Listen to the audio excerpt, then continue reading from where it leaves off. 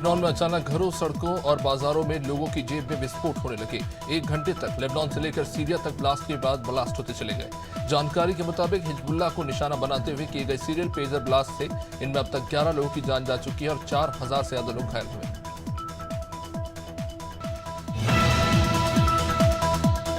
हरियाणा में चुनावी कैंपेन के लिए बीएसपी ने अपने उत्तराधिकारी आकाश आनंद के लिए एक खास रणनीति बनाई है। आकाश गांव-गांव जाकर चौपाल करेंगे और खुद को लोगों से कनेक्ट करेंगे। आकाश की चौपाल के लिए पार्टी ने स्पेशल रथ भी तैयार कराया है, जिसमें आकाश गांव में जाकर लोगों से बसपा के पक्ष में वोट मांगेंगे।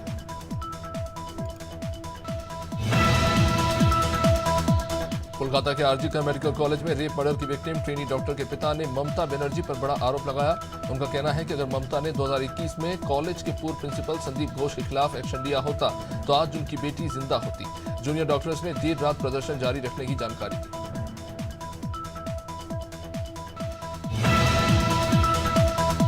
राष्ट्रपति द्रौपदी मुर्मू आज से 2 दिवसीय मध्य प्रदेश दौरे पर हैं। राष्ट्रपति आज शाम 4 बजे जयपुर से इंदौर के लिए रवाना होंगी। 4:50 पर इंदौर पहुंचेंगे, जहां से वो एयरपोर्ट से एमजी रोड आएंगी।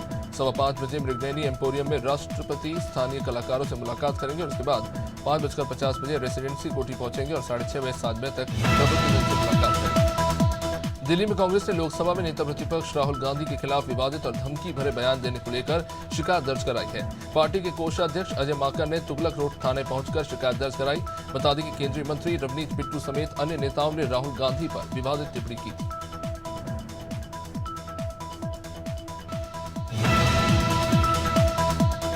बरेली ऑल इंडिया मुस्लिम जमात के राष्ट्रीय अध्यक्ष मौलाना मुफ्ती शाहबुद्दीन रजवी बरेलवी ने ईद मिलाद उन नबी के मौके पर निकाले गए जुलूसों की सराहना की। उन्होंने उत्तर प्रदेश के मुख्यमंत्री योगी आदित्यनाथ का भी शुक्रिया अदा किया। उन्होंने कहा कि कानून व्यवस्था के पुख्ता इंतजाम देखने को मिले। जुलूस शान और शौकत के साथ निकला।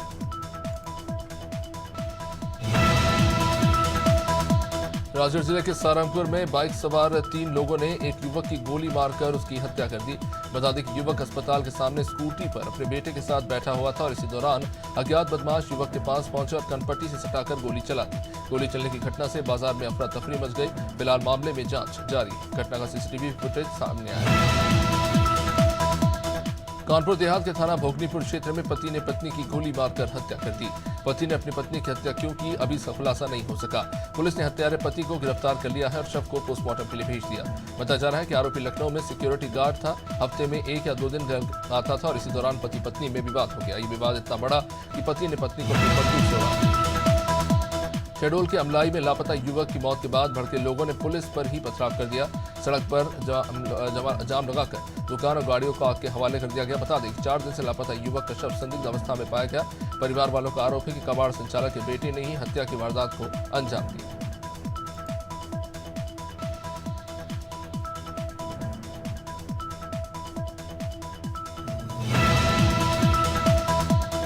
मटियागढ़ बक्सवा मार्ग पर तेज रफ्तार ट्रक ने बाइक सवार को टक्कर मार दी। हादसे में बाइक सवार 3 लोग घायल हो गए। सूचना के बाद पहुंची पुलिस ने घायलों को इलाज के लिए अस्पताल में भर्ती कराया और मामले की जांच शुरू की। बताया जा रहा है कि 3 लोग महुबट से फुटेरा गांव जा रहे थे, तभी पुलिया के पास ट्रक ने पीछे से टक्कर मारी।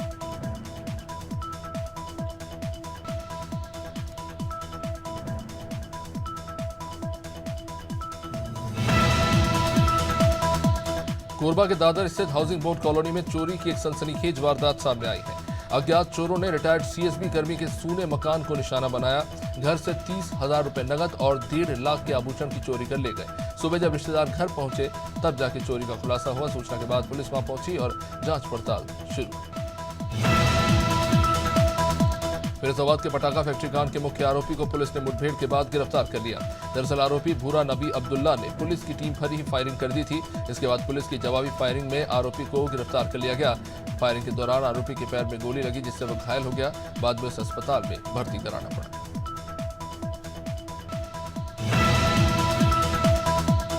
दुर्ग के गवलीपारा में सोने चांदी के आभूषण बनाने वाली फैक्ट्री में आग लग गई। बताया जा रहा है कि फैक्ट्री में ईवी स्कूटर चार्जिंग हो रही थी और इसी दौरान स्कूटर में हुए शॉर्ट सर्किट से चिंगारी निकली और देखते ही देखते चिंगारी एक जबरदस्त आग में तब्दील हो गई। फिलहाल दमकल की टीम ने बाद में आग पर तो काबू पा लिया।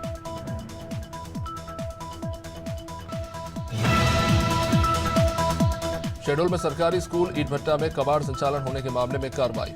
स्कूल के प्राचार्य जगमोहन दास पनिका को सस्पेंड कर दिया गया। इसके अलावा बीएससी भूपेंद्र मणि, सीएससी रघुनंदन सिंह और जय मां लक्ष्मी स्व सहायता समूह को कारण बताओ नोटिस जारी किया गया। फिलहाल पुलिस मामले की जांच में जुटी हुई।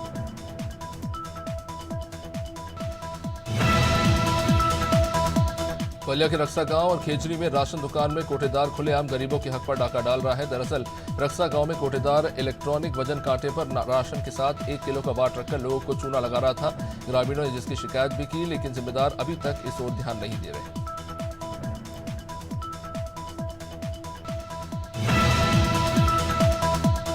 नरसिंहगढ़ के प्राथमिक स्वास्थ्य केंद्र धाबला में ताला लगाकर डॉक्टर और कर्मचारी नदारद हो गए। बता दें कि प्राथमिक स्वास्थ्य केंद्र का ये पहला मामला नहीं है। इससे पहले भी कई बार ऐसे मामले सामने आ चुके हैं और नोटिस जारी किए जा चुके हैं, लेकिन ठोस कार्रवाई न होने के कारण लापरवाह स्वास्थ्यकर्मी फिर से नदारद पाए गए।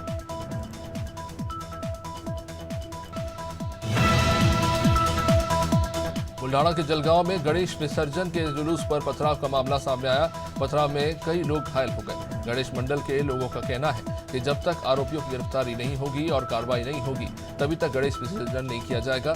फिलहाल जलगांव में तनाव का माहौल बना हुआ है।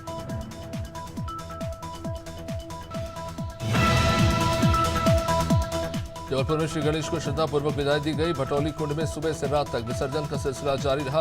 इस दौरान अनादरी टीम भटौली कुंड पहुंची और वहां की व्यवस्थाओं को देखा। विसर्जन करने आए श्रद्धालुओं ने इस दौरान आक्रोश भी जताया। दरअसल सफाई व्यवस्थाओं के नाम पर वहां सिर्फ खाना पूर्ति देखने को मिली।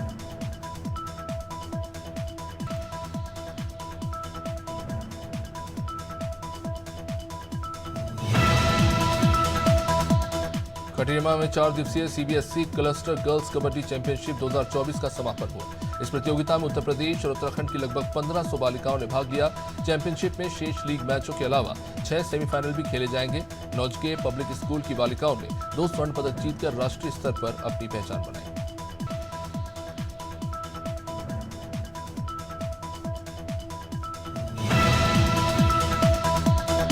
अशोकनगर में गणेश विसर्जन का चल समारोह धूमधाम से मनाया गया। सुरक्षा व्यवस्था को लेकर शहर के हर चौराहे और गलियों में भारी पुलिस बल तैनात रहा। जिले के तुलसी सरोवर तालाब पर गणेश प्रतिमाओं की पूजा अर्चना विधि विधान से की गई और इनका विसर्जन किया गया। देर रात तक भगवान गणेश की प्रतिमाओं का विसर्जन जारी रहा।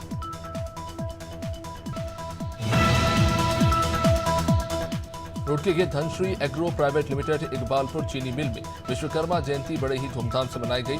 जयंती पर भगवान विश्वकर्मा की पूजा की गई। साथ ही मिल की मशीनों की भी विधिवत पूजा हुई। इस कार्यक्रम में क्षेत्र के किसानों से लेकर जनप्रतिनिधि और चीनी मिल के कर्मचारी मौजूद रहे।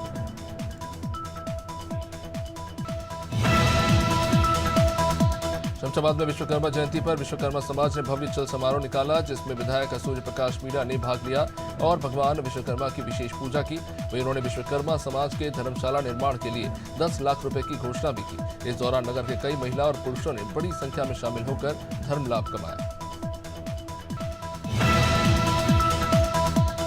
भोपाल में महापौर मालती राय ने सुबह गणेश विसर्जन स्थल का निरीक्षण किया और निगम द्वारा की गई व्यवस्थाओं का जायजा लेते हुए साफ सफाई का भी निरीक्षण किया। महापौर ने बताया कि विसर्जन के बाद साफ सफाई का विशेष ध्यान रखा जा रहा है। इसी के तहत तमाम घाटों की साफ सफाई निगम के सफाई कर्मी मित्रों द्वारा की जा रही है।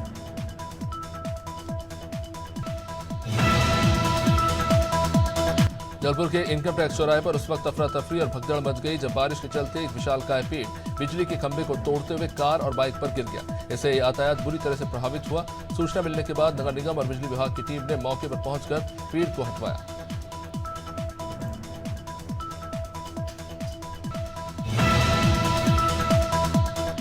आजमगढ़ महोत्सव विवादों में घिरता नजर आ रहा है। इस महोत्सव में मॉडल्स के लिए फैशन डिजाइनर ने जो कपड़े डिजाइन किए, उसमें देश के विख्यात काशी विश्वनाथ मंदिर से लेकर तमाम अलग अलग मंदिरों को प्रिंट कर दिया गया। आरटीआई एक्टिविस्ट पतरू राम विश्वकर्मा ने इसे हिंदू धर्म में आस्था रखने वालों का अपमान बताया। उन्होंने आयोजनकर्ताओं के खिलाफ कार्रवाई की मांग की। राजस्थान में 112 डायल सेवा गाड़ी पर तैनात चालक की संदिग्ध परिस्थितियों में जान चली गई। मामला भरतपुर के बयाना क्षेत्र का। मृतक भगवती कॉलोनी में एक किराए के मकान में रहता था। लंबे समय तक कमरे का दरवाजा नहीं खुलने पर जब लोगों ने इसकी सूचना पुलिस को दी तो पुलिस ने कमरे में से शव को बरामद किया। शव परिवार वालों को बाद में पोस्टमार्टम के बाद सौंप दिया गया है। मामले में जांच जारी। सरगुजा में फाइनेंस कंपनी की कॉल से परेशान एक बुजुर्ग ने जहर खाकर अपनी जान दे दी। मामला गांधीनगर थाना इलाके के डिगमा गांव का। बताया जा रहा है कि घरभरन बरगाह ने माइक्रो फाइनेंस कंपनी से लोन तो लिया, कंपनी के एजेंट उस पर बार बार किस्त जमा करने का दबाव बनाते रहे। इन सबसे तंग आकर बुजुर्ग ने जहर खा लिया।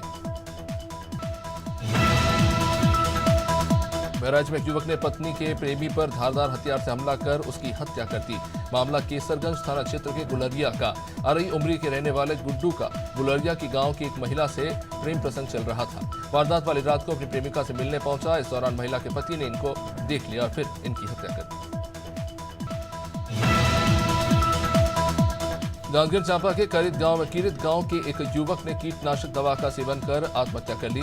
बताया जा रहा है कि युवक ने 8 साल पहले गांव की ही युवती से लव मैरिज तो किया।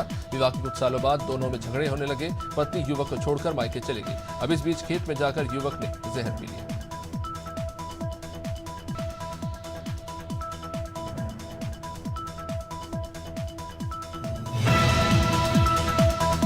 ग्वालियर में कचरा फेंकने को लेकर 2 पड़ोसियों में झगड़ा हुआ। दोनों पड़ोसियों में कचरे को लेकर इस कदर विवाद हुआ जो इतना बढ़ा कि एक पक्ष के 3 लोगों ने दूसरे पक्ष पर जानलेवा हमला करते हुए पूरी तरह से मारपीट की। दूसरे पक्ष ने थाने में पहुंचकर शिकायत की। पुलिस ने 3 लोगों के खिलाफ मामला दर्ज किया।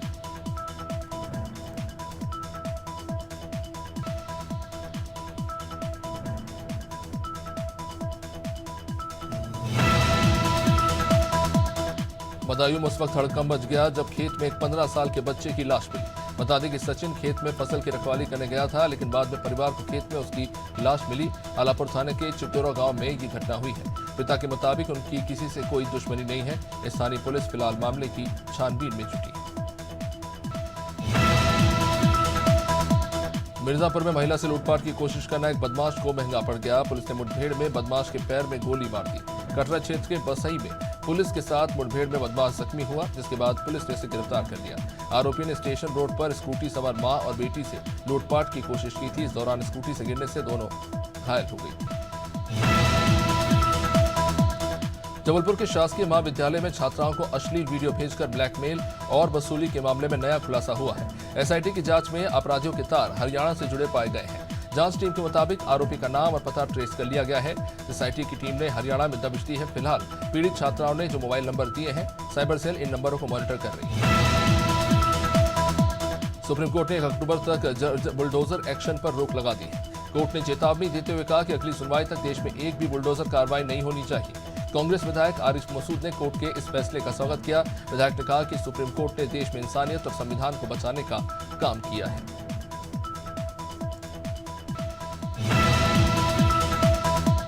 बैतूल में गणेश विसर्जन के दौरान शराबी महिला का ये ड्रामा चर्चा का विषय बन गया। नशे में धुत महिला जुलूस को रोकने के लिए बीच सड़क पर वाहनों के सामने लेट गई। उसने आधे घंटे तक जुलूस को रोके रखा। महिला के ड्रामे के कारण लल्ली चौक पर भीड़ जमा हो गई। काफी देर बाद पुलिस ने महिला को वहां से हटाया और उसे बस स्टैंड के पास छोड़ दिया। आरके डेवलपर्स लिमिटेड और नॉर्दर्न आर्क कैपिटल लिमिटेड के आईपीओ में निवेश का ये तीसरा दिन।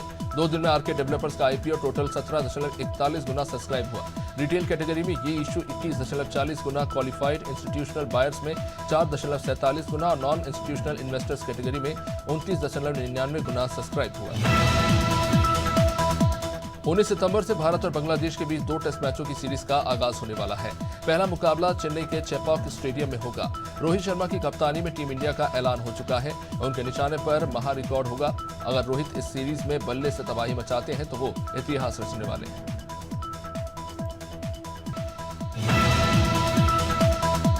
27 सितंबर को ग्रीन पार्क स्टेडियम में भारत और बांग्लादेश के बीच टेस्ट मैच खेला जाना है, जिसका हर खेल प्रेमी को बड़ी बेसब्री से इंतजार है।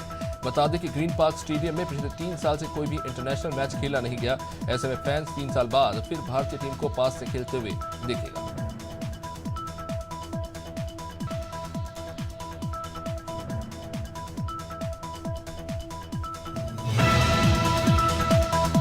भारत और बांग्लादेश के बीच टेस्ट सीरीज कल से शुरू हो रही है। पहला टेस्ट मैच चेन्नई में खेला जाएगा। भारत से विकेटकीपर बैटर ऋषभ पंत 632 दिन बाद टेस्ट फॉर्मेट में वापसी करते दिखेंगे। उन्होंने आखिरी टेस्ट बांग्लादेश के खिलाफ 25 दिसंबर 2022 को खेला था।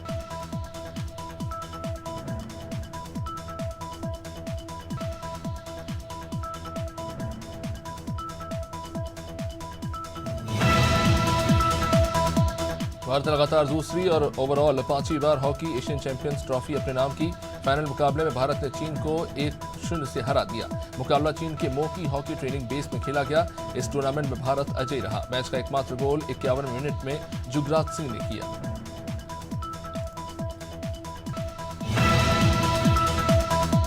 डायरेक्टर संजय लीला भंसाली ने जब से अपनी अगली film love and war announce की है, जनता और इंडस्ट्री की नजर इस फिल्म पर लगी हुई है। फिल्म लव एंड वॉर में बॉलीवुड की मौजूदा जनरेशन के 3 कलाकार रणबीर कपूर, आलिया भट्ट और विक्की कौशल एक साथ आने वाले हैं। फिल्म लव एंड वॉर 2026 को ईद पर रिलीज होगी।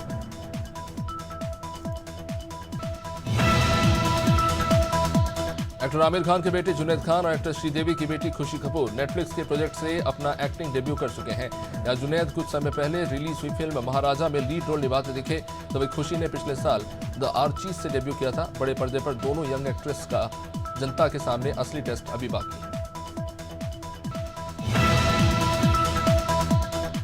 स्त्री 2 की सक्सेस को भुना रहे राजकुमार राव फिर चर्चा में आ गए हैं। उनकी वजह से सिंगर अदनान सामी का कमबैक नहीं हो पाया। माना जा रहा है कि एक्टर ने उनके गाए गए गानों को फिल्माने से मना कर दिया। इस खबर ने हर किसी को शॉक में डाल दिया। इतना ही नहीं, दोनों के बीच ईगो क्लैश तक की बात सामने आ रही है।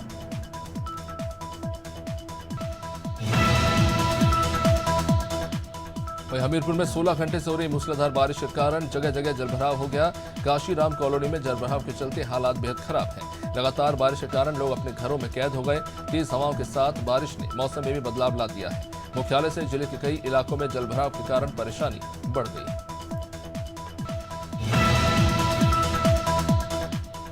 मध्य प्रदेश में फिर मौसम ने करवट बदली है। प्रदेश के कई जिलों में लगातार बरसात हो रही है। इसी बीच ग्वालियर में देर रात से ही मूसलाधार बारिश के कारण नदी नाले उफान पर हैं। वहीं तिगरा बांध के गेट एक बार फिर से खुल गए हैं।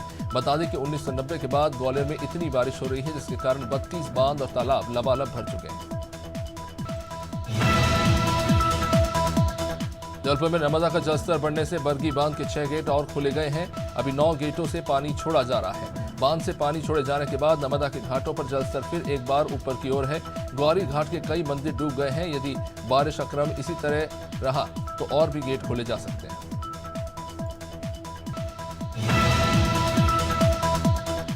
मध्य प्रदेश जबलपुर, शहडोल, रीवा और सागर संभाग में स्ट्रॉन्ग सिस्टम एक्टिव है और आगे बढ़ रहा है। अब नए सिस्टम के एक्टिव होने तक प्रदेश में हल्की बारिश, तेज धूप और छांव वाला मौसम रहेगा।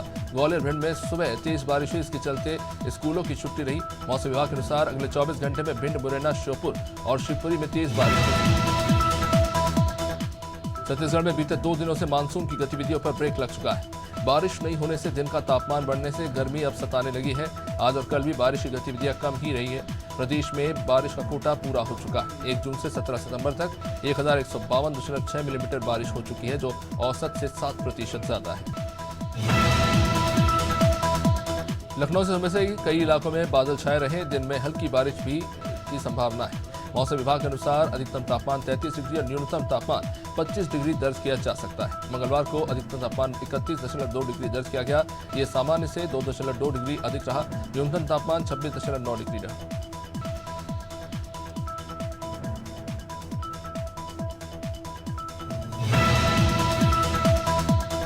राजस्थान में 3 दिन बाद मानसून फिर एक्टिव होगा। बंगाल की खाड़ी में बना लो प्रेशर सिस्टम जो अब आगे बढ़कर मध्य प्रदेश तक पहुंच गया है। इसके असर से राजस्थान के 16 जिलों में बारिश का अलर्ट है। मौसम केंद्र जयपुर के अनुसार नए सिस्टम से 2 दिन तक बारिश हो सकती है। पिछले 24 घंटे में धौलपुर और भरतपुर में हल्की से मध्यम बारिश हुई।